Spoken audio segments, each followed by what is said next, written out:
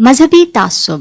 امام صاحب فرماتے ہیں مذہب اور خواہش نفس کی بنا پر تعصب، دشمن کے ساتھ حسد رکھنا اور ان کو ذلت اور حقارت کی نظر سے دیکھنا شیطان کے دروازوں میں سے مضبوط دروازے ہیں. اب یہاں پہ یعنی ایک مذہبی شخصیت کی بات ہو رہی ہے یا مذہبی شخصیات کی بات ہو رہی ہے.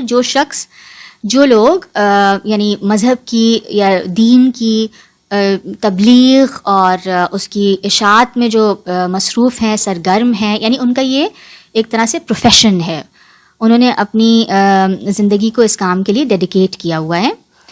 تو امام صاحب کیا فرما رہے ہیں؟ وہ کہتے ہیں کہ مذہب اور خواہش نفس کی بنا پر، یعنی آپ کا جو مذہب ہے یا جو آپ کا فرقہ ہے اور آپ کی خواہش نفس، اس کی بنا پر کیا ہوتا ہے؟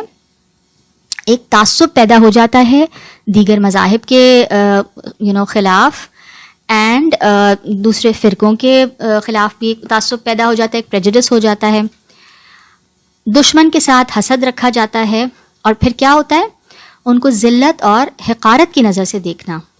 یعنی آپ کیا سمجھ رہے ہیں اپنے ذہن میں ایز اے ریلیجس لیڈر اور اسکالر کہ یہ شخص گمراہ ہے، ٹھیک ہے؟ یعنی یہ جو عقیدہ ہے اس کا یا جو بھی یہ پریکٹسز کر رہا ہے دین کے نام پہ، یہ بدعات ہیں یا یہ گمراہی پر بیسڈ ہیں، تو وہ پھر ان کو ایک طرح سے ذلت اور حقارت، کنٹمپچوسلی ان کو دیکھتا ہے.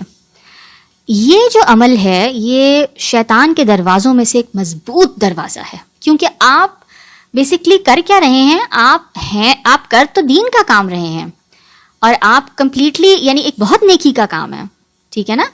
دین کی اشاعت اور تبلیغ اور دین کا میسج پہنچانا، یہ تو یعنی سمجھ لیں کہ جو انبیاء کا کام ہے، انبیاء کے وارث کہا گیا علماء کرام کو کہ وہ ان کا میسج جو ہے نا وہ اب پھیلائیں گے.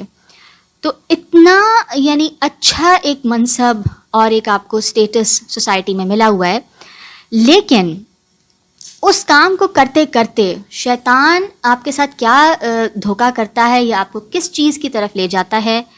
وہ مذہبی تعصب دل میں پیدا کرتا ہے، جو کہ ایک شیطان کا بہت بڑا ٹریپ ہے.